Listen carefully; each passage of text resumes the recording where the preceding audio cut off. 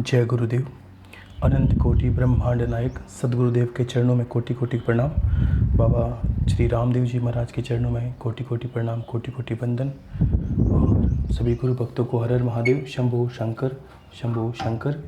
जैसा कि अब आज नवरात्रा का अंतिम दिन है, नवरात्रि का जो पावन दिन है, अंतिम नवरात्रा। देवी के निमित्त आप सभी ने नवरात्रा किए हैं और किसी ने मान लो नहीं किए और रह गया है तो आगे ध्यान रखें, लेकिन विधि आप सबको पता ही है। और समझने की बात यह है कि 4 नवरात्रा करने के बाद हम हमारे परिवार से जो रुष्ट हुई हमारी कुल देवी होती है, जो हमने मान लीजिए वर्षों में कभी उनको याद नहीं किया या उनकी पूजन आराधना नहीं की, तो हमें कोई परेशानी आई। इस हेतु ये नवरात्र हमने किए ताकि हमारे कुल की मान मर्यादा या कुल की जो प्रतिष्ठा है वो बनी रहे कुल देवी की कृपा से। इस हेतु हमने 4 नवरात्र किए और यश, कीर्ति, सम्मान, पुत्र प्राप्ति और परिवंश का जो बढ़ना है, कुल का अर्थ है कुल देवी। ये बातें मैं बहुत बता चुका हूँ आप लोगों को, आप समझते हैं। तो फिर आगे की बात मैं आपको कहता हूँ कि बात आई कि अभी 3-4 दिनों बाद अनुष्ठान पहले तो आप कर लीजिए नवरात्र का। आज संपन्न हो गया, कल हवन आदि करके तर्पण जो भी करना है आपको संपन्न करें और देवी से आशीष लेकर अपने इष्ट की भक्ति आपको गुरु पूर्णिमा से शुरू करनी है। गुरु पूर्णिमा, देखो सावन करने का अर्थ है पूर्णिमा से लेकर पूर्णिमा। पूर्णिमा को आपका अनुष्ठान शुरू हो जानी चाहिए सुबह 7 बजे या सुबह जो भी समय आप निर्धारित करते हो। मान लीजिए कोई जल्दी उठता है 8 बजे, 4 बजे, 3 बजे, कोशिश करिए कि 4 बजे के बाद ही उठना है। 5 बजे उठे चाहे 6 बजे उठे, लेकिन 4 बजे से पहले नहीं और 8-9 बजे के बाद में नहीं, इससे पहले ही करना है आपको सुबह का समय। उस समय आप इसमें देखिए आपको पाठ लगाने की आवश्यकता नहीं है, इसमें नहीं ऐसा अनुष्ठान की बात। देखो ये किस तरह ये भक्ति है। गुरु पूर्णिमा से सावन शुरू होता है। सुबह हम प्रातःकालीन बैठेंगे नहा धोकर, सबसे पहले गुरु का पूजन करेंगे विधि विधान से। गुरु का जो श्रेष्ठ पूजन है वो आप उस दिन कर दीजिए। और मेरा आशीर्वाद आपको ऐसा है कि आपका जो गुरु का जो जीवन में जो गुरु मिलने के बाद आपका जो मोक्ष मार्ग है या कल्याण का मार्ग है, इस पर आप बढ़ें, ये मेरा आशीर्वाद है आपके साथ। ऐसे ही गुरु का आशीर्वाद साथ ही है। और ऐसा नहीं करना कि घर से भोग प्रसाद लेकर रवाना हो गए, कोई कहीं जा रहा है, कोई कहीं जा रहा है, कोई इस देखो बहुत घूम लिए, बहुत भटक लिए। भटकन में कुछ नहीं है, जो वास्तविक है वो बैठ के करें। तपश्चर्या करनी पड़ती है हर चीज़ को प्राप्त करने के लिए। जब गुरु कह रहा है कि आपको घर बैठे ही करना है तो घर बैठे ही करना है, ठीक है। तो जिनके गुरु अगर मान लीजिए कहते हैं आपको मिलने का तो आप जा सकते हैं, ये स्वतंत्र है, मैं सबको ऐसा नहीं कहता। लेकिन जो गुरुदेव को मान रहे हैं या मेरी बात को सुन रहे हैं तो मैं उनको इतना ही कहूँगा, गुरु पूर्णिमा से आपको अनुष्ठान ये सावन का शुरू करना है और पूर्णिमा को अंत करना है। पूर्णिमा वापस पूर्णिमा आएगी तब संध्या को आपका ये सावन का पूरा महीना माना जाएगा, पूर्णिमा से लेकर पूर्णिमा तक। सुबह श्रेष्ठ गुरु का पूजन करें नहा धोकर, ठीक है ना। और संकल्प लेकर करें। पहले 2-3 अमृतवाणी में बता दिया गया है कि आपको जनेऊ धारण करनी है, ठीक है। जनेऊ धारण करनी है, माताओं बहनों को भी करनी है। विधि बता दी है कि वो माताएं बहनें 3 बार गायत्री मंत्र पढ़ के उस जनेऊ को 2-3 मतलब बट दे के आप गले में माला की बाती पहन लें। जरूरी है। अनुष्ठान के बाद आप सावन पूरा होने के बाद आपको खोल देना है, ठीक है ना। ब्रह्मचर्य का पालन रखना है और श्रेष्ठ भक्ति है वो करें आप। इस बार अपने ज्ञान का प्रमाण दें, अपनी जो वास्तव में गुरु से लिया ज्ञान है या भक्ति सीखी है उसका प्रमाण आपको देना है। ये आपकी परीक्षा की बात है कि आपकी जो सफलता इसी पर निर्भर करेगी कि आप किस तरह सावन के पवित्र महीने को आप निभाते हैं अपने इष्ट की भक्ति के लिए। तो आपका जो पूजन स्थली है वहीं पर गुरु का पूजन करना है और पूजन करने के बाद सुबह वहीं से आपको माला शुरू करनी है और 1.25 लाख से कम अनुष्ठान करना नहीं है। देख लीजिए फिर ये घूम के बातें आ जाएगी किसको क्या मंत्र करना है किसको। देखो गुरु की एक माला करनी है आपको नित्य, सुबह और शाम, ठीक है। इस माला को आपको गिनना नहीं है, वो तो आपको नित्य सुबह शाम करनी है। कुल देवी की आलिम जो आपके पूजन स्थली में जो बनाए हुए हैं उसमें सबको प्रणाम करके आप शुरू करना है। गुरु की एक माला और एक भैरव जी की माला आपको नित्य सुबह शाम करनी है, ठीक है।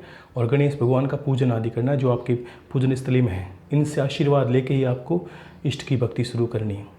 उसके बाद इष्ट के जो नाम जप की माला है माला यही रखनी है जिससे गुरु मंत्र करते हैं।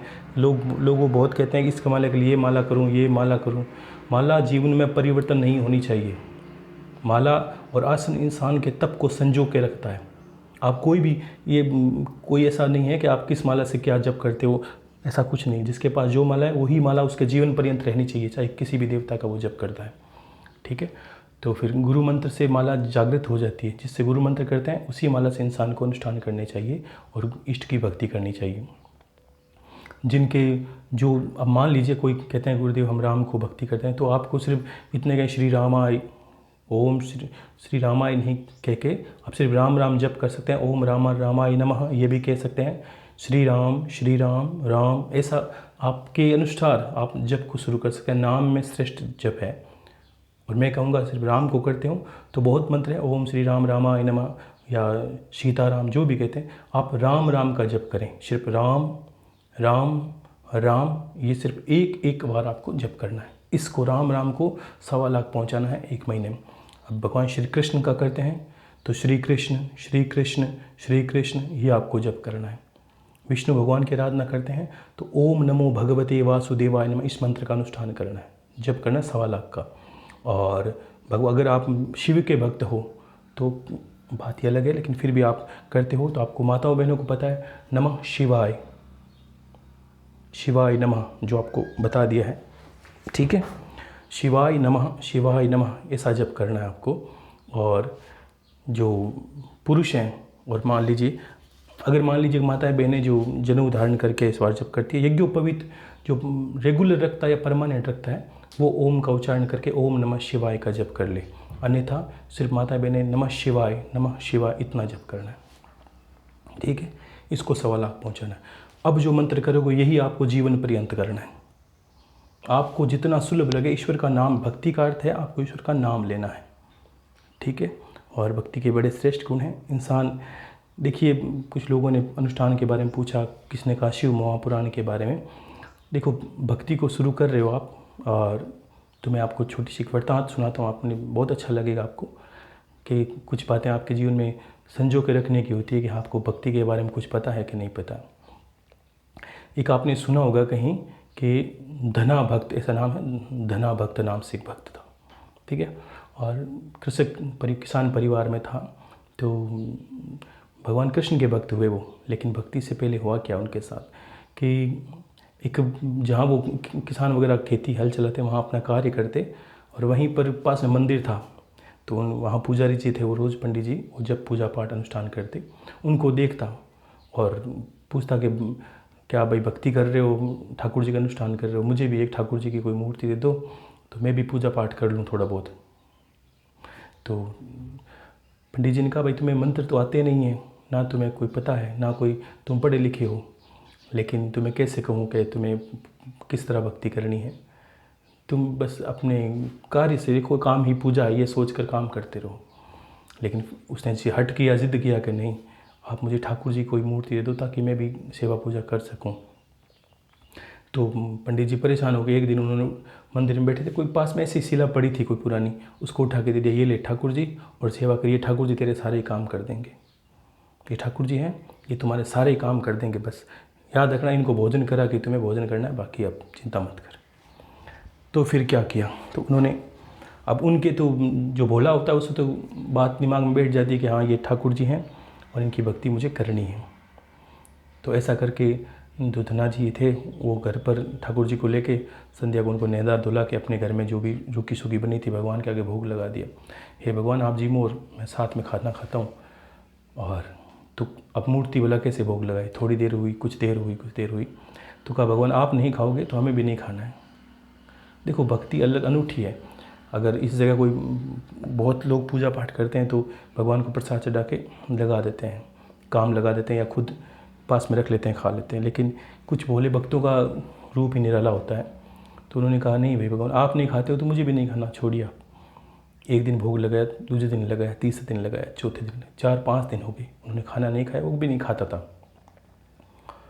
तो ऐसे 5 सप्ताह भर निकल गया और भगवान को लगा भाई ये तो बड़ा हठी है, और इसके तो दिमाग में छप गई बात कि अगर भगवान आके भोग लगाएंगे तभी मैं खाना खाऊंगा और साथ में ही खाएंगे। और वो उस दौरान वो बड़ी बड़ी बातें भगवान को करता है। भगवान आप देखो, अभी तो मेरे पास रूखी सूखी है, वो आप खाइए, आप अगर मुझे गाय दोगे तो मैं गाय का दूध सिलाऊंगा, घी बनाऊंगा, ये करूंगा, आपके लिए वो करूंगा, हम साथ में खाएंगे।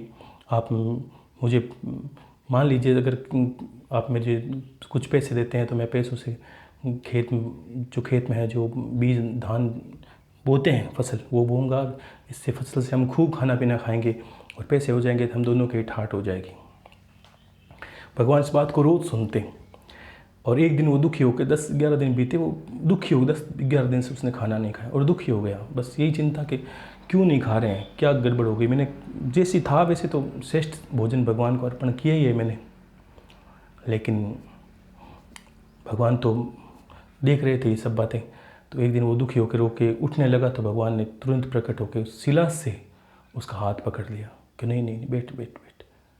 क्या भगवान अब नहीं बैठने वाला, अब मैं नाराज़ हूँ, 10-11 दिन हो गए आप आए हो, आज कितना रोना पड़ा, कितना चिल्लाना पड़ा। कि नहीं नहीं मैं तुम्हें देख रहा था भाई, अब चिंता मत कर, अब सब सही हो जाएगा। और भगवान बैठे पास में उसके साथ खाना खा रहे हैं, उसने भोग लगाया, भगवान को खुद खाया, दोनों बातें। उसके दिमाग में ये नहीं था कि हम देखो भक्ति करते हैं तो हम एक चीज़ ऐसी होती है, हम परमात्मा को ऐसा मान लेते हैं कि वो तो कभी दर्शन देता ही नहीं है, वो कभी मिलता नहीं, वो हमें कैसे देगा, हमारी क्षमता नहीं है, हमने तो ऐसे पाप किए हैं, कुकर्म किए हैं, हम सही नहीं हैं। अपने आप को हम इतना नीचा कर लेते हैं, मान लेते हैं कि भाई किसी तरह ईश्वर के दर्शन ऐसे हमारे भाग्य नहीं है, हम पहले ही ऐसा मान के बैठ जाते हैं। भक्ति करते हैं उससे पहले ही हम अपने स्तर को इतना गिरा देते हैं कि हम ये सोचते हैं कि हमारे कहाँ भाग में भक्ति है, हमें कैसे ईश्वर के दर्शन हो, तो ईश्वर भला क्या करे, हमारी सोच ही ऐसी हो जाती है। वो बोला था, उसके तो दिमाग में छप गई बस भाई पंडित जी महाराज के लिए भगवान सब करते हैं तो मेरे लिए कुछ करेंगे, भगवान ही है, मैं करता हूँ। तो भगवान खाना खाते खाते पूछ रहे थे, भाई हाँ बता, तुम क्या बता रहा था, तुम्हें क्या क्या चाहिए। तो कहा भगवान मुझे तो, मैंने कहा एक थोड़ा खेत हो जाए अपना बड़ा थोड़ा, और खेत में हल चला के उसमें फसल उगाऊँ और खूब सारा उसमें गंवार बाजरा जो भी है धान हो, हम दोनों मिल के खाएँ, और 2-3 गाय हो जाए हमारे। भगवान के ठीक है हो जाएगी, और बोलो कुछ और मांग। कि भगवान एक अगर इसमें अगर पत्नी हो जाती तो हम दोनों खेत में काम करते या मैं करता और वो घर पे खाना बनाती, तो भगवान का ये भी हो जाएगा, चिंता में और मांग कुछ। कि भगवान थोड़ा घर बड़ा हो जाए, ऐसे कर करके भगवान उसके साथ भोजन करते करते सारी बातें उससे पूछने लगे और उसकी सारी की सारी बातें सिद्ध कर दी, और वो धना भगत से धना सेठ बन गया। क्या क्यों, एक भक्ति में शक्ति होती है, बाकी सब क्रियाकलापों में कुछ कर्म होते हैं अजीब व गरीब, कर्म तो हमें भी करने पड़ते हैं निस्वार्थ होके, लेकिन भक्ति के अंदर एक रस होता है, हमें प्रेम करना होता है ईश्वर से, अति प्रेम करना, अति उसके बिना रह नहीं पाते। एक तो ऐसा होता है कि मैं कहता हूँ अनुष्ठान करना है, तो आपको पहले ही सर पे बोझ आ गया है, गुरुदेव पता नहीं कैसे करेंगे, 1 महीना कैसे निकलेगा, बड़ा मुश्किल है, कैसे संयम से रहेंगे, कैसे क्या खाएंगे क्या पिएंगे, 1 महीना तो निकलना मुश्किल होगा। क्योंकि कहते हैं ना, रोते हुए जाएंगे तो मरे हुए का समाचार लेके आएंगे, यही कहानी होती है। तो एक तो खुश होना होता है कि बस पहली बार 1 साल हो गया हमें सीखते हुए, ये सावन आया हमारे लिए, भक्ति करने का मौका हमें पहली बार मिला है, ठीक है। तो इस मौके को सार्थक बनाए, तो उत्साह, ईश्वर मंजिल को नहीं देखता, आपके सफ़र को देखता है, किस कदमों पर और उसके लिए क्या करके आप उसके सफ़र को तय करते हो भक्ति के, उस पर उसकी नज़र रहती है। वो हम कितना अच्छा कर पाते हैं ये हम पे दिमाग रहता है, ठीक है ना। ऐसे एक तेज होता है कि हम फूल माला लिए गली गली में भटकने शुरू हो गए। तप नहीं करना, इंसान को तप करना पड़ता है, क्योंकि उसमें हमें तप नहीं करना पड़ता है, बस कुछ नहीं 150 रुपये लिए, माला प्रसाद लिए, गुरुदेव आज इस मंदिर में गए, आज उस मंदिर में गए, उस मंदिर में गए। मंदिरों में ज़्यादा जब भीड़ भाड़ का माहौल है ना, मंदिर के दर्शन देखो, मेरा मानना ऐसा है, जब भीड़ हो दुनिया जाए तब आपको नहीं जाना चाहिए, आपको उस वक्त जाना चाहिए, मंदिर वही रहेगा, उस वक्त जाना चाहिए जब शांति हो। मान लीजिए आपके अंदर, जब आप 10 मिनट उसके सामने बैठ सकें, उसको निहार सकें, उसके सामने अपनी बात कह सकें, तब मंदिर जाएं। ऐसा नहीं कि भीड़ को देखकर आपने भी सर में रेत डाल ली, बस मुझे भी इस सावन में दर्शन करने हैं महादेव के, आज वहाँ जाना है, आज वहाँ जाना, ठीक है। एकांत में जाएं, जब भी ईश्वर से वार्तालाप करनी हो, उससे कोई अपनी बात कहनी हो, तब एकांत में जाए, भीड़ को देख के ना जाए। और ईश्वर तो यही कहता है, तू तप कर, तप से ही मुझे अर्जन कर सकता है, तो इसलिए आपको ये तप करना है, ईश्वर की भक्ति करनी है। अब जो नाम आप जपोगे, जो भी राम है, कृष्ण है, शिव है, वो आपको जीवन पर्यंत करना है, उठते बैठते ठीक है ना। अब आपको जिन्होंने गुरु मंत्र 1.25 लाख से ऊपर निकाल लिए उनको बहुत ही जल्दी भक्ति की जो चीज़ है वो प्राप्त होने लगेगी। भक्ति अपना आप ही ईश्वर उसके सारे कार्य करने शुरू कर देंगे, ठीक है ना। और बाकी तो सावधानी रखनी पड़ती है कुछ तो, कि हमें कैसा आचार व्यवहार कैसा रखना है, कैसे रहना है। और जो जिनके भक्त जो शिव के भक्त हैं या मानो शिव की उपासना ही करते हैं, देखो सबकी मान्य है। मैंने क्या कहा, भेद नहीं करना। ऐसा नहीं कि गुरुदेव सावन है, हम भगवान कृष्ण का अनुष्ठान कर रहे हैं, हो सकता है सावन को नहीं शिव का करना पड़ता है। देखो मैंने क्या कहा, कृष्ण ही शिव है, राम ही शिव है और शिव ही कृष्ण है। ऐसी बुद्धि लगा के ही आपको अपने इष्ट की भक्ति करनी है, ठीक है। तो इसमें आपको संशय रखना नहीं है। कौन सा मंत्र आपको ईश्वर का नाम लेके करना है, इसमें आप जो भी लोगे वो सत्य ही होगा, चिंता ना करिए, ठीक है। लेकिन करना उसको जीवन पर्यंत। ऐसा नहीं कि आज राम का नाम ले रहे हो, कल कृष्ण शुरू कर दिया, परसों शिव का कर दिया, तो आपको नहीं समझ में आएगा। वो वही बात हो जाएगी कि गुरु कहता है 100 फुट खोदोगे तो खड्डे में पानी आएगा, लेकिन आपने तो 10-10 फुट के 10 खड्डे कर दिए, अब पानी नहीं निकलेगा। तो ऐसा नहीं करना आपको। जीवन पर्यंत एक दृष्टि करें और इष्ट की उपासना करें, चाहे वो मैया भी हो, ठीक है। और 1.25 लाख अनुष्ठान कम से कम करना, इस तरह करना है। आप खुद निर्धारण करेंगे इस बार। ऐसा नहीं कि गुरुदेव आज कितनी करूँ, माला कितनी करूँ। खुद बैठे, सब पढ़े लिखे हैं। 1 महीने के अंदर 1.25 लाख कैसे हो, 1,25,000 को भाग देंगे तो ये समझ में आ जाएगी। गणित सब ने पढ़ी है। तो पर दिन की कितनी माला होती है, सुबह शाम निर्धारण कर ले, इतनी माला आप करेंगे सुबह शाम मिला के, उसको 1.25 लाख पूरा करना है। और 1.25 लाख का हवन करना है महीने के अंत में, जब सावन ये जो पूर्णिमा कंप्लीट हो जाए आपके श्रावण महीना, तब 1-2 दिन। और हवन 3-4 भागों में भी कर सकते हैं। मान लीजिए किसी का 1.25 लाख का 12,500 हवन हो जाता है, तो एक दिन में करने की आवश्यकता नहीं आपको लगे। 1 घंटा सुबह कर लिया, मान लीजिए 11 माला सुबह कर ली, 5 माला, ऐसे करके आपको 12,500 करने हैं। चाहे वो 3 दिन में हो, कोई फ़र्क नहीं पड़ता, ठीक है। तो वैसे आपको सारा अनुष्ठान संपन्न करना है। और रही महादेव की बात, और किसी ने, बहुत से भक्तों ने पिछली बार पूछा था, गुरुदेव शिव महापुराण का अनुष्ठान करना है। देखो श्रावण में शिव के जो भक्त हैं वो शिव का नाम तो जपते ही माला करें, वो श्रेष्ठ है। और कुछ माताएं बहनें अगर मान लीजिए माला नहीं करती है तो, और भगवान शंकर की भक्ति करे, तो मेरा ये कहना है कि शिव महापुराण का अनुष्ठान वो भी कर सकते हैं। 1 महीने के अंदर आपको ये निर्धारण करना है कि नित्य आपको सुबह शाम इस तरह आपके मतलब अध्याय पढ़ने हैं, या इस तरह आपको पुस्तक को पढ़नी है। मान लीजिए सुबह 11-21 पत्ते पढ़ लिए, शाम को 11, ऐसे आपको निर्धारण अपने आप अनुसार करना होगा, ताकि 1 महीने में आपको लगे उस दिन पूरी पढ़ ली। इससे कोई फ़र्क नहीं पड़ता कि किस दिन 2 अध्याय ज़्यादा पढ़ लिए, कोई फ़र्क नहीं पड़ता। आपको किसी तरह 1 महीने में पूरा करके शिव महापुराण अनुष्ठान पूरा करना है। लेकिन शिव महापुराण अनुष्ठान से इंसान को बहुत चीज़ें प्राप्त होती है। इंसान के बहुत संशय ज्ञान की बातें इंसान को मिलती है, और इतने पुण्य मिलते हैं इंसान को। और आप मान लीजिए कि, लेकिन इसका नियम बहुत कठोर होते हैं कि इंसान को, देखो पहली बात, शिव महापुराण करते हैं तो शिव के जैसे रहना पड़ता है। किस तरह कि आपको किसी से वैर भाव नहीं रखना। घर में कौन क्या करता है, बाहर कौन क्या करता है, कौन आपको क्या कहता है, आप बस कट चुके हैं, घर में रहते हुए भी कट चुके हैं। ये आपको शिव महापुराण में करना है। आप झूठ नहीं बोलोगे, एक शब्द भी नहीं, चाहे कोई पूछे खाना खा लिया कि नहीं, इस चीज़ को छुपाना नहीं है आपको। बस एक शब्द ये कोशिश करें कि इस महीने में आप जो शिव पुराण करते हैं उसको एक शब्द भी झूठ नहीं बोलना।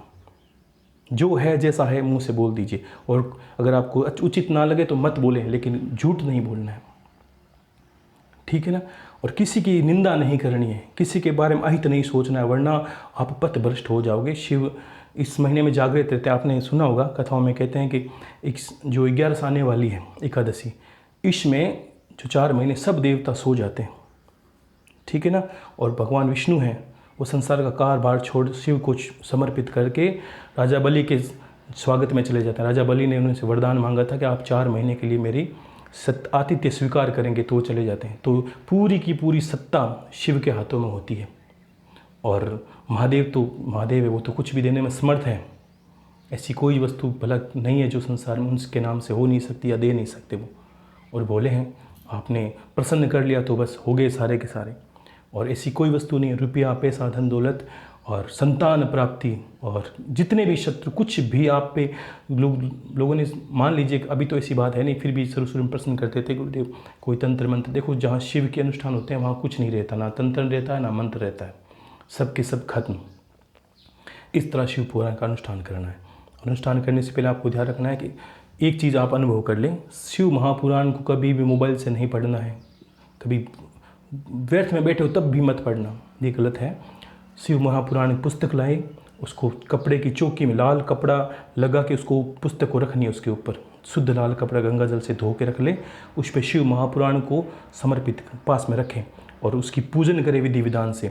और हो सकता है शिवलिंग रखे तो शिवलिंग रखे पास में, लेकिन पुस्तक की भी पूजा होनी चाहिए, ठीक है। और हर शिवलिंग पास में रखेंगे आप, पास में जो पाटा लगा के, तो उसमें आपको ये ध्यान रखना है कि हर दिन उठे, जब भी मान लो आप आज जितना सुबह अध्ययन करना था, आज शिव पुराण अध्ययन कर लिया, इतने अध्याय अध्ययन कर लिए, उसके बाद फिर पहले शिव का अभिषेक करना है और जैसे आप उठें आरती करके तब भी आपको अभिषेक करना है शंकर भगवान का।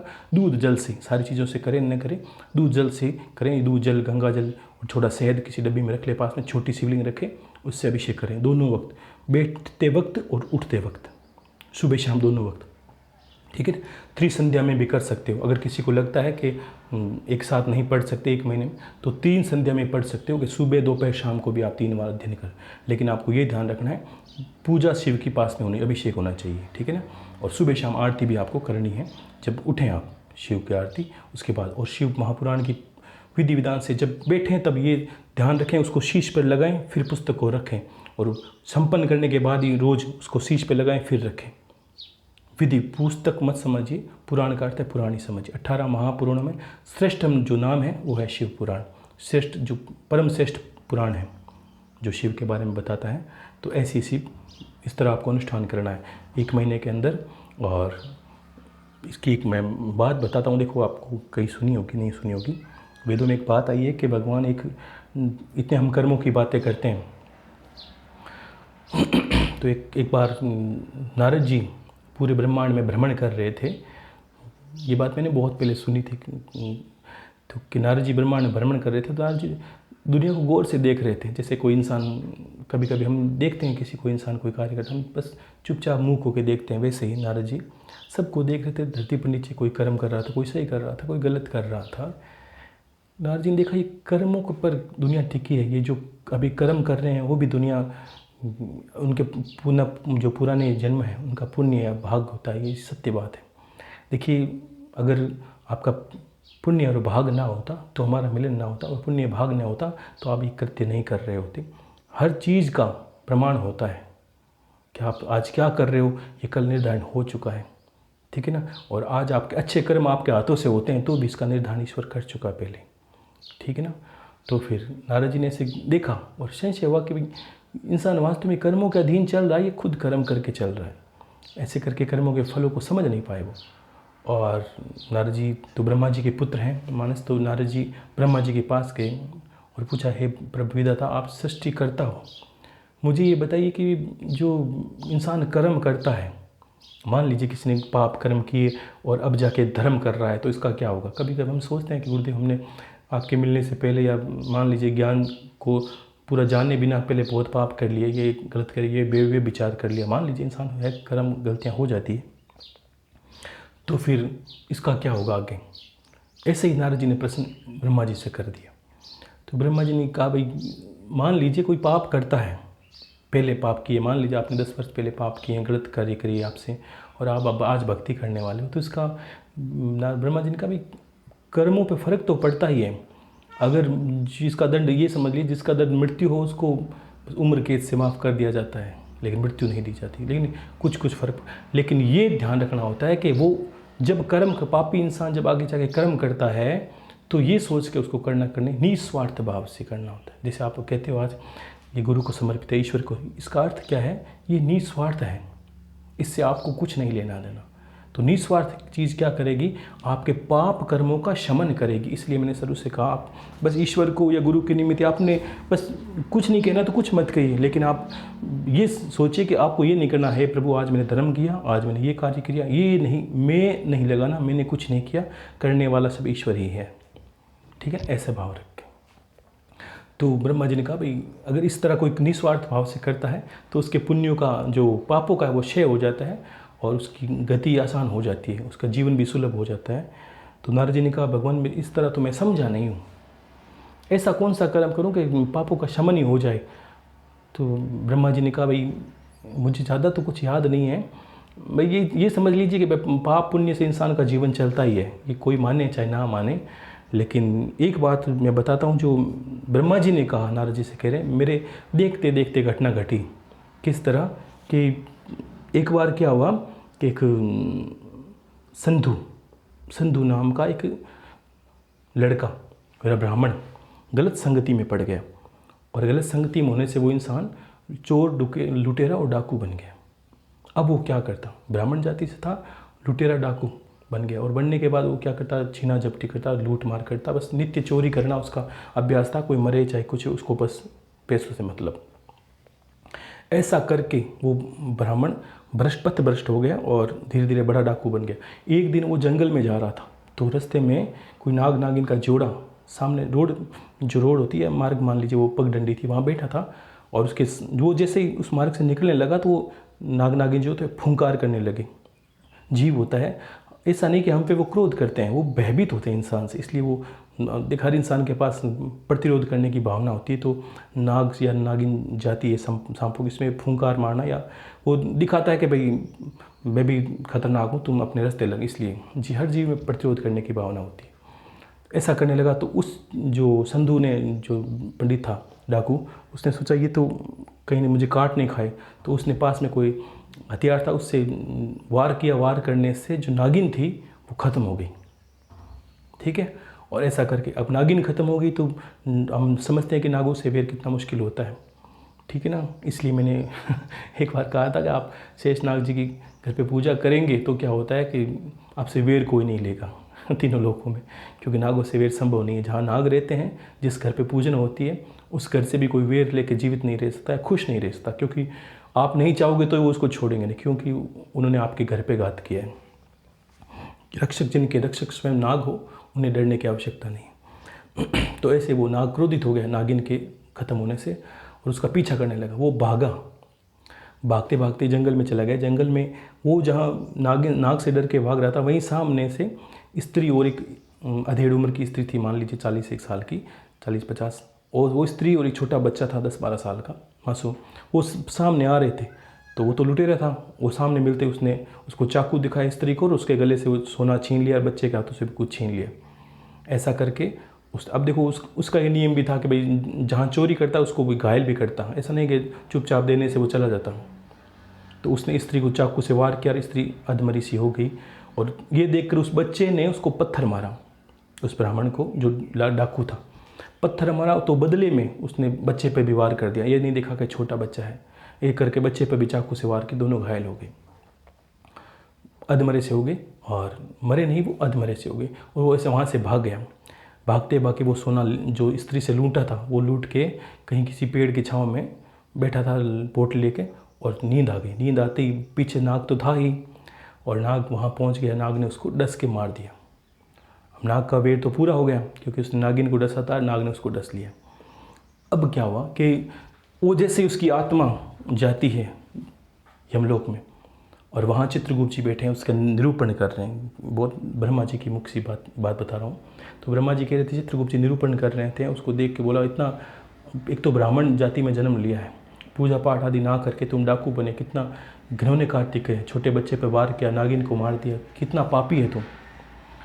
देखो, जाति में श्रेष्ठ नहीं, ब्राह्मण का अर्थ ये कि जान को देखो, एक तो अबोध होता है, किसी चीज़ को जानता नहीं और अपराध करता है। एक जानने वाला, उसको जो जानने वाला है या जो ज्ञानी है, अगर वो छोटा भी अपराध कर देना उसको दंड बढ़ा दिया जाता है, क्योंकि वो तो जानता है कि पाप है, पुण्य है। इसलिए अबोध को, कभी गलती में इंसान को कभी पाप हो जाता है तो ईश्वर उसमें क्षमा कर देता है, और क्षमा में भी छूट रखता है, ज्ञानी को छूट नहीं देता। तो फिर क्या हुआ, तो उसने, चित्रगुप्त जी उसका हिसाब किताब कर रहे थे, यमराज जी पास में बैठे थे। तो फिर कहा कि यमराज जी ने कहा, इसको दंड कैसे देना है, कि इसको दंड देना है कि इसको हम एक वापस जन्म देंगे, और 11 वर्ष की आयु इसकी जब होगी इसको उठा लेंगे, पहला इसका दंड यही होगा। तो उधर जहाँ उसकी आत्मा को वापस जन्म देने वाले थे धरती पर, और बालपने में उसकी वापस मृत्यु हो जाती, ये सोच के उन्होंने निर्णय किया, भाई इसका अपराध ये है, इसको एक जन्म देना है धरती पर और 11 वर्ष में उठा लेना है। तो ईश्वर की बनी सृष्टि में कितना नियम होता है कि वहीं पर धरती में एक दूसरा ब्राह्मण आराधना कर रहा है शंकर भगवान की, और करते करते वो कामना करता है कि भगवान एक पुत्र हो जाए। ठीक है, तो करते करते महादेव उस पर प्रसन्न हो जाते हैं और महादेव उसको वरदान देते हैं कि भाई ठीक है पुत्र होगा, लेकिन तुम्हारे पुत्र 11 वर्ष की आयु में ख़त्म हो जाएगा, क्योंकि ईश्वर तो त्रिकालदर्शी, वो जानते थे भाई इसकी आत्मा एक है, वो जन्म ले लेगी, इसके पुत्र की कामना पूरी हो जाएगी और उसको 11 वर्ष की आयु से उठ वापस चला जाना होगा। तो ब्राह्मण को कहा भाई तुम्हारी संतान योग है नहीं, तो मैंने आपकी आराधना, तुमने मेरी आराधना की है, तो फिर भी मैं तुम्हें वरदान देता हूँ कि 11 वर्ष का तुम्हारा पुत्र होगा और उसकी मृत्यु हो जाएगी। ठीक है ना, उसकी उम्र 11 साल ही होगी। तो ब्राह्मण ज्ञानी था। देखो ज्ञान के बड़े गुण होते हैं, चाहे कोई भी हो, जाति से विशेष से नहीं, जो ज्ञान लेता है गुरु से वो तो ज्ञानी होता ही है। तो ज्ञान से बहुत कुछ चीज़ें संभाली जा सकती है, अपना जीवन को भी सुधारा जा सकता है। तो उसने कहा ठीक है भगवान, आप मुझे संतान सुख प्राप्त प्रदान कीजिए, होने दीजिए उसकी आयु 11 साल की। तो कहा ठीक है। ऐसे करके महादेव ने वरदान दिया और वो आत्मा जिसकी, वो डाकू ब्राह्मण संधु की, वो आत्मा उसके घर पे जन्म लेती है बच्चे के रूप में। तो ब्राह्मण का घर था और वो ब्राह्मण भी वेद पाठी था, पूजा आराधना करने वाला था, तो उसने बच्चे को शुरू से ही संस्कार देने शुरू कर दिए। इस तरह संस्कार दिए कि मान लीजिए वो बड़ा ज्ञानी होने लगा, धीरे धीरे जानने लगा। और जैसे ही 10 वर्ष की आयु उसकी पूरी हुई, 10 से 10.5 वर्ष हो गए, तो समझ गया था भाई अब इसकी आयु 11 वर्ष की है। तो उसने उस लड़के के मामा को बुलाया जो पूजा पाठ आदि करता था, यज्ञ आदि करवाता था, तो उसको बुलाया, उसको कहा कि इसको तुम काशी ले जाओ। ठीक है ना, अब इसकी आयु 2-3 महीने की बची है। मैं क्या चाहता हूँ कि सावन का महीना आने वाला है और इसके प्राण अगर बच सकते हैं तो महादेव से बच सकते हैं, लेकिन महादेव ने स्वयं कहा 11 वर्ष आयु है, तो इसको मैं मानता हूँ, लेकिन मैं इसको कर्म से विमुख नहीं कर सकता। मैं चाहता हूँ ऐसे कर्म करें ताकि पता चले कि भाई कर्मों से क्या होता है इंसान के जीवन में, क्योंकि ज्ञानी था। तो उसने मामा को बता दिया। उसको तब तक बच्चे को भी नहीं पता था कि उसकी ख़त्म होने वाली उम्र। तो उसके मामा को उसका हाथ पकड़ा दिया और कहा इसको आप काशी ले जाइए और एक श्रावण का अनुष्ठान करवाइए। इस तरह करवाइए कि मान लीजिए ओम नमः शिवाय का जप करें और नित्य जो जप है करने के बाद दिन भर ये जितना हो सके इसके हाथों से कुछ पैसे भी दिए और कहा जितना हो सके इसके हाथों से निस्वार्थ भाव से धर्म करवाएं। जीव जंतु पशु पक्षी गाय चिड़िया जो भी है या गरीब लोगों के लिए खाना है, जितना हो सके उसको करने दो सावन के महीने में। तो उसको मामा ने कहा ठीक है। वो बच्चे का जो मामा वो लेके गया उसको काशी, और वहाँ पर उसने उससे यही करवाया, अनुष्ठान करवाया। अनुष्ठान करवाने के बाद करते करते 28 दिन पूरे हो गए और 28 दिन में उसने जितना हो सके उससे करवाया। बच्चा था, कोई स्वार्थ नहीं था, बस ईश्वर, उसको तो ये नहीं पता बच्चे को भाई मेरी उम्र ख़त्म होने वाली है, बच्चे को नहीं पता था, क्योंकि ज्ञानी था बचपन से, उसने ज्ञान अर्जन किया था। तो उसके मामा ने जो हाथों से करवाया उसने करता गया। और करने के बाद में क्या हुआ कि जैसे ही वो लड़का 28वें दिन बीमार पड़ा, पेट दर्द किया उसका, तो उस मामा ने समझ लिया भाई अब इसकी मृत्यु होने वाली है। तो उसने कहा, उसने बच्चे को उठाकर मान लीजिए कोई किसी कमरे में लेके शांति से उसको कुछ दवा पानी दी, लेकिन धीरे धीरे करके उसको ज़्यादा पीड़ा होने लगी और तुरंत ही उसकी मृत्यु हो गई। तुरंत ही वो बच्चा ख़त्म हो गया, क्योंकि यमदूत उसको लेने आ गए थे, लेके चले गए थे। मामा बड़े दुखी हुआ और उधर वापस वो आत्मा, देखो आत्मा को सब ज्ञान होता है कौन सी योनियों से भटक आती है, इसलिए इंसान को आत्मज्ञानी बनना ज़रूरी है। क्योंकि जो बड़े बड़े संत हैं आत्मज्ञानी क्यों, कि आत्मा को पता होता है कि किस योनि से आती है और कहाँ से उसका गंतव्य है। ठीक है, तो जैसे ही उसकी आत्मा चित्रगुप्त के पास पहुँची वापस, जो चित्रगुप्त जी ने हंस के वापस कहा भाई ठीक है, तो आत्मा ने गुहार लगाई, भगवान मेरी आयु 11 वर्ष संपन्न हो गई, आपने मुझे इतना बड़ा दंड दिया है मेरे छोटे छोटे कृत्यों का। तो उसने चित्रगुप्त जी कुछ नहीं कहा, हंसे और वापस उसकी किताब को खोला जो उसके कार्य थे कि उसकी आत्मा को आगे क्या करवाना है। जैसे ही पुस्तक को खोला और चित्रगुप्त जी ने ये लिखी हुई वाणी है पूरा, इतने बोला अद्भुत और आश्चर्यचकित, ये कैसे हुआ। तो फिर यमराज जी पास बैठे थे, उन्होंने कहा चित्रगुप्त क्या हुआ। कि प्रभु मैं समझ नहीं पा रहा कि इसकी जो कुंडली मैंने लिखी है, इस आत्मा का जो मैंने वर्णन किया, इस आत्मा के जो कर्मों का मैंने लेखा जोखा किया है वो बदल गई, ऐसा कुछ हो नहीं, इसमें तो आज तक ऐसा हुआ नहीं कभी। जो मैंने लिखी वो लिखी पड़ी है, मुझे अब देखना इसके साथ करना क्या है, लेकिन इसमें तो सारा कुछ बदल गया। तो यमराज ने कहा क्यों, क्या हुआ? कि नहीं प्रभु, इसकी आयु 27 हो गई, ये तो 100 वर्ष का है, ये इस जन्म में मतलब इस बार इस जो बच्चे का जो जन्म है उसमें एक बात है कि उस पंडित ने बच्चे का नाम शंकर ही रखा था। तो कहा इस जो शंकर नाम के बच्चे की जो आयु जिसको मुझे अभी जिसके दिन पूरे किए हैं उसकी आयु 27 हो गई है। तो यमराज ने कहा ये कैसे हुआ? कि प्रभु मैंने इसमें कोई छेड़छाड़ नहीं की, पता नहीं क्यों। और दोनों ही समझ नहीं पाए और उन्होंने तुरंत ही यमराज ने आदेश दिया कि नहीं, इसके निस्वार्थ शंकर भगवान की सेवा करने से और निस्वार्थ से जो भावना से शिव की आराधना पूजा करने से इसके जो लेख कर्म के जो लेखे जो हैं सारे खत्म हो गए। और इसको वापस तुरंत ही उसी योनि में डाले, तब तक उसकी बच्चे को शरीर को जला नहीं दे, इससे पहले उसको यमदूतों को आदेश दिया कि आप इस जल्दी से जाएं और इस बच्चे के शरीर में इसकी आत्मा को डाल के आएँ। तो वापस ठीक वैसे यमदूत तुरंत लेके पहुँचे, उस बच्चे को प्राण वापस प्रदान किए, उसकी आत्मा को उसके शरीर में डाला, बच्चा खड़ा हुआ और उसकी परिवार वाले भी हंसे और देखा बस शिव की पूजा बिल्कुल फलित है। तो ऐसा होता है महादेव की पूजा से। ये कटु नहीं है, परम सत्य है, इतना अटल सत्य है कि देखो आज हम कभी कभी बहुत दुखी इंसान होते हैं, चाहे रोग से पीड़ित हो, चाहे संतान से पीड़ित हो, चाहे रुपया पैसा धन दौलत जो भी मान लीजिए। अगर हम मानते हैं कि गुरुदेव इतने कष्ट सहन करते हैं, हो सकता है कि पुराने जन्मों का कोई ना कोई कर्म हो, तो ये कर्मों को काटने का सर्वश्रेष्ठ महीना है, ये ध्यान रख लेना। इसलिए आपको शिव की पूजा करनी ही होती है। आप मान लीजिए कोई विष्णु की आराधना करता है, चाहे कृष्ण की आराधना, चाहे राम की करें, तो शिव की पूजा तो इस तरह आपको अभिषेक रोज करना है, तो जल चढ़ाना है, उन्हीं का स्वरूप मान के, स्वरूप में भेद नहीं करना कि बस विष्णु ही शिव स्वरूप है, हरिहर एक ही है, कोई अलग नहीं है।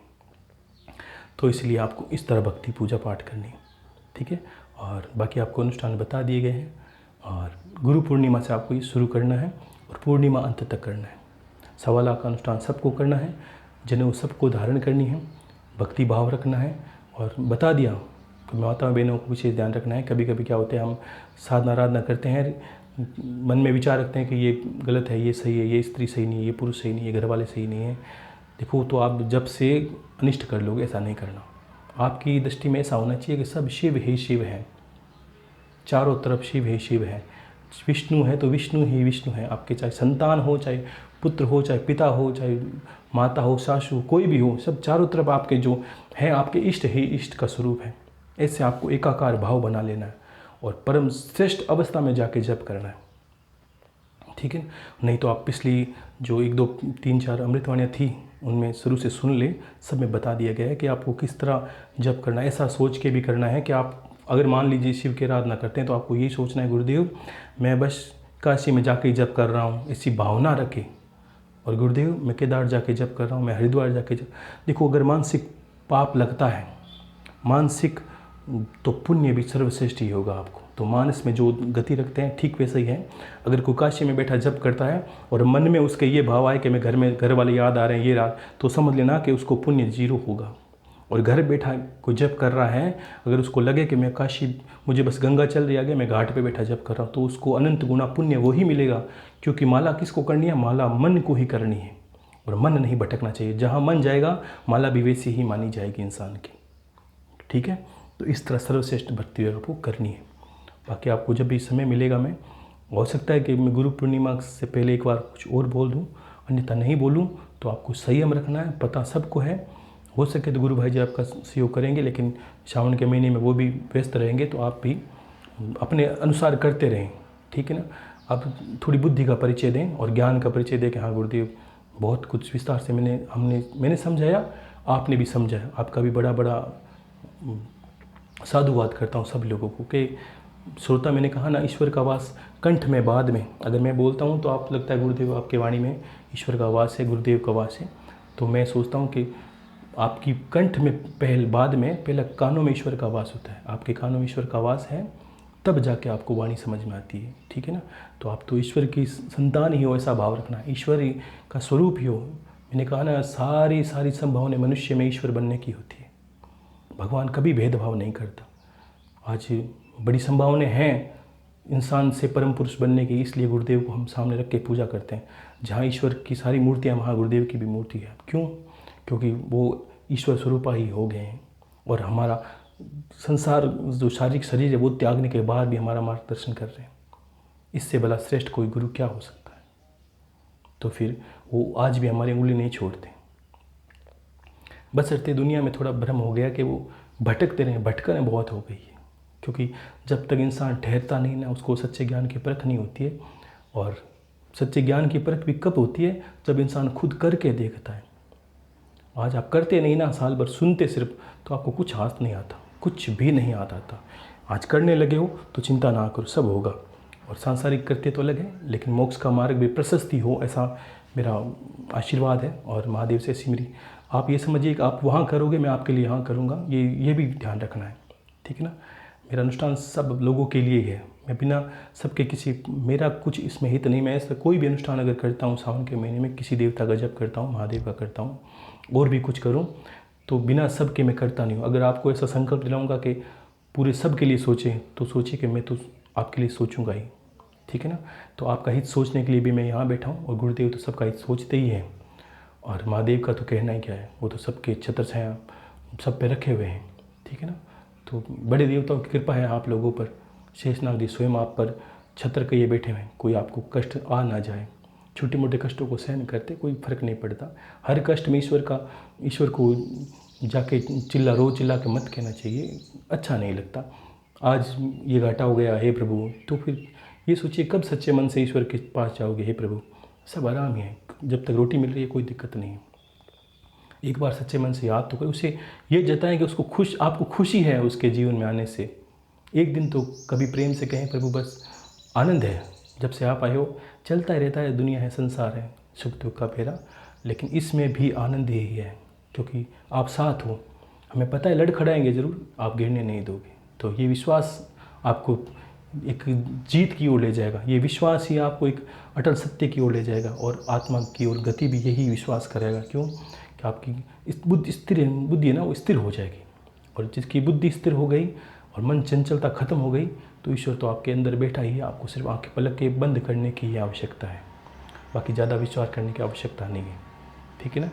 तो इस तरह आपको सावन के अनुष्ठान करने हैं, भक्ति करनी है, और देखो नियम में चलना है, बड़े गौर से देखना, ठीक है ना। अपने आप को संसार से बिल्कुल अलग कर देना।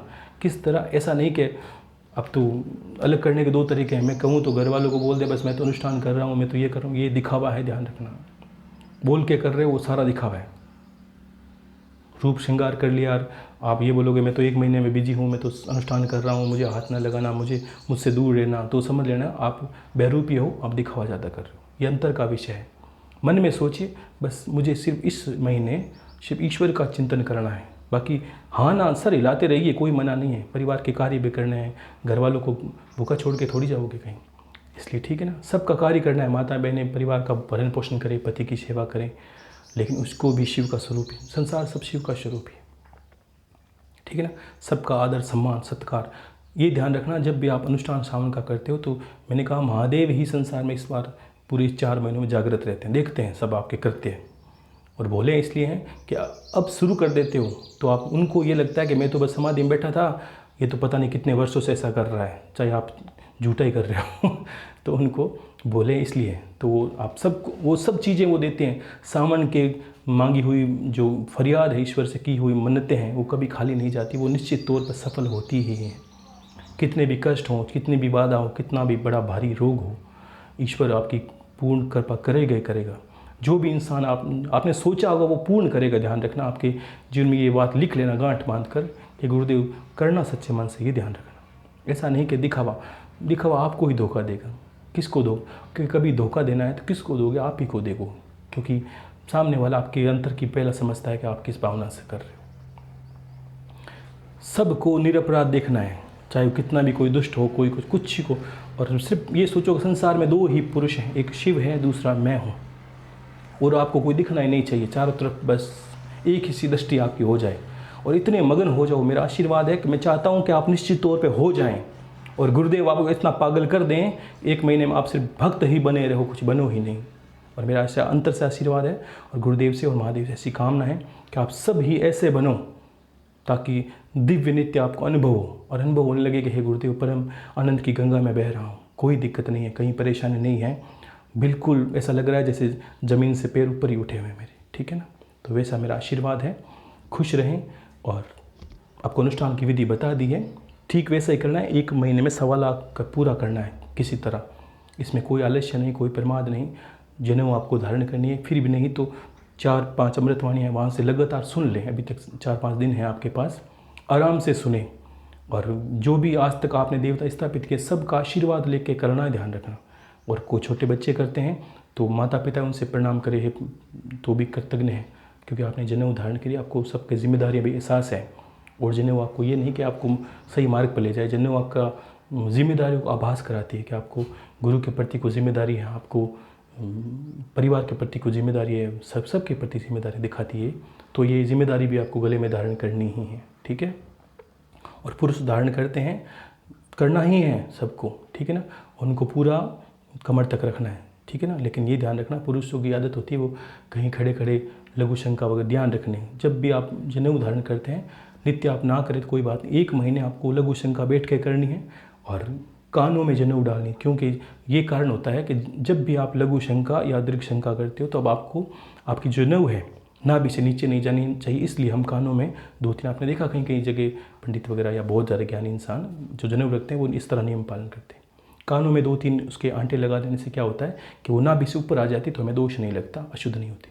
फिर भी अगर अनुष्ठान के बीच में कहीं किसी के साथ, देखो परिवार में अगर मृत्यु वगैरह किसी घटना भगवान करे ना हो, लेकिन कहीं हो जाती है, देखो जीवन मरण चलता रहता है, तो उसको अनुष्ठान बीच में छोड़ना होता है। ठीक है, और अगर संतान हो तो आप जहाँ रहते हो अगर उस घर में हो तो आपको अनुष्ठान छोड़ना है। अन्यथा मान लीजिए कि मेरे परिवार में है तो अगर जिस घर में मैं बैठा हूँ, अगर बच्चा जन्मना अशुभ कार्य नहीं है, शुभ ही है, लेकिन अशुद्धि हो जाती है। लेकिन अशुद्धि का अर्थ ये होता है कि जिस घर में मैं बैठा हूँ अगर उस घर में वो स्त्री या बच्चा नहीं है तो आपको अनुष्ठान रोकना नहीं करना है, चाहे वो आपके परिवार में हो। वो अशुद्धि की अवस्था है। अशुद्धि का अर्थ है कि उस स्त्री अगर उस घर में हो और बच्चे का नाम करना हो तब तक अशुद्धि है। अगर स्त्री आपकी, मान लीजिए आप यहाँ हो, आपके ससुराल में है, आपके पीहर में, या कोई कैसे भी करके आप जहाँ बैठे हो अनुष्ठान कर रहे हो उस घर में नहीं है तो आपको अनुष्ठान पूरा करना, रुकना नहीं है। वो कोई दुखद विषय नहीं। और शोक के विषय में क्या होता है, हमें पूरे घर में पीड़ा रहती है, हमारी कुल देवी नाराज रहती है, दुखी रहती है, तब जाके हमारा अनुष्ठान रोकना होता है, तब शोक में रोकना ही है। ठीक है, और अन्यथा ईश्वर आपको पूर्ण नहीं करे। मेरा आशीर्वाद है सारे के सारे करो और आप अलग हो जाओगे दुनिया से। इस बार ऐसा मौका मिलेगा आपको कि बस आप एक सीमा को लांघ के दूसरी सीमा में पैर रखोगे, ध्यान रखना, क्योंकि कुलदेवी का आशीर्वाद आपको लेना है, गुरुदेव का आशीर्वाद आप लेना है। और गुरु मंत्र का जो अनुष्ठान कर रहे हैं उनको विशेष ध्यान रखना है कि गुरु की पादुका की दोनों वक्त पूजा करें। समय निर्धारण सही होना चाहिए, आपके पास जैसा अनुकूल समय है, जितना समय आपको मिलता है और जो समय आपको मिलता है उसी वक्त बैठ के करना। ऐसा नहीं कि आज 10 बजे बैठे, कल 12 बजे, आज सुबह 8 बजे। आप कोई व्यापार करते हो तो आपको लगता है भाई शाम को 9 बजे समय मिलता है तो 9 बजे से शुरू करें, 10 बजे मिलता है 10 से शुरू करें। सुबह शाम खुद माला का निर्णय करें कि 1.25 लाख किस तरह होंगे, कितनी माला रोज़ आपको करनी है और कितनी सुबह करनी है, कितनी शाम को। सुबह कम समय मिलता है तो कम कर माला रख लीजिए शाम को, लेकिन जितनी करनी है उतनी रोज़। और सुबह अगर 21 करते हो या 40 करते हो, जितनी भी करो आप रोज़ उतनी ही करनी है। ये आप पहले दिन निर्धारण कर लेना, क्योंकि संकल्प में ये सारी चीज़ें आ जाएगी। और जिसका संकल्प विफल गया उसको ईश्वर की दृष्टि में हमेशा दोष ही लगता है, क्योंकि हमने खुद संकल्प लिया था। हमने कहा था कि मैं गुरुदेव ये संकल्प लेता हूँ, ये महादेव संकल्प लेता हूँ कि इतने अनुष्ठान पूरे करूँगा, नित्य इतनी माला करूँगा, इस समय बैठूँगा इस गोत्र में और मेरे ये काम होने चाहिए, मैं ये काम की अभिलाषा से कर रहा हूँ। तो समझ लेना कि आपका संकल्प जैसा बोला है वैसा ही करना है। 21 का बोला तो 21, ऐसा नहीं आज 21 कर ली कल 23 कर ली तो कुछ नहीं हाथ आएगा। और जो पुस्तक पढ़ने वाले हैं, पुरुषी पुराण वगैरह, तो उनको ये ध्यान रखना है कि आपको सिर्फ, मान लीजिए सुबह आप 20-21 पत्ते पढ़ते हो, सुबह शाम करके 3 वक्त करके, वो आपको पता चल जाएगा। जैसे जैसे पुराण अंत खत्म होने लगेगी तो आपको पता चल जाएगा आज पत्ते बढ़ा दो, उसमें कोई दोष नहीं है। वो कैसे करके आपको बस इतना ऐसे पढ़ना है कि आपको जो अनुष्ठान है वो पूर्णिमा के अंत वो पुस्तक पूरी कर देनी है। थोड़ा पेज बच जाए तो पूर्णिमा को शाम को ज़्यादा पढ़ लें। वैसे करके उसको संपन्न उसी तरह करना है कि आपको पूर्णिमा को संपन्न हो आने वाली हो, ठीक है ना। और गुरु पूजन करके आपको बैठना है, ठीक है ना। ये चीज़ें आपको जीवन में ध्यान रखनी है। बाकी आशीर्वाद है सबको फलित हो ही, और बाकी सबके लिए अच्छी कामना है मेरी। खुश रहिए। हर हर महादेव, शंभू शंकर। अगर मुझे समय मिलेगा तो मैं गुरु पूर्णिमा से बीच में बोलूँगा, सावन को नहीं बोलूँगा। अगर 1 महीना सावन रहेगा मैं आपसे बात नहीं करूँगा ना, हो सकता है कम समय मिले और गुरु भाई जी आपको दे समय, नहीं दे ये उन पर निर्भर करता है, क्योंकि वो भी अनुष्ठान करेंगे तो उनको भी समय नहीं मिलेगा, क्योंकि अब आप पे छोड़ा है कि अब आप क्या करते हो, ठीक है। और फ़ोन है जो वो चलाएंगे तो बीच में जो आप कुछ भेजते रहना, ऐसा नहीं कि बीच में आप प्रश्न कर रहे हो, ये कर रहे हो, वो कर रहे हो। अब आपको थोड़ी समझदारी से काम लेना है, ठीक है। नहीं तो आप, बाकी ज़रूरत ही नहीं है, आप समझदार हो, मुझे विश्वास है। खुश रहिए। हर हर महादेव, शंभो शंकर, शंभो शंकर।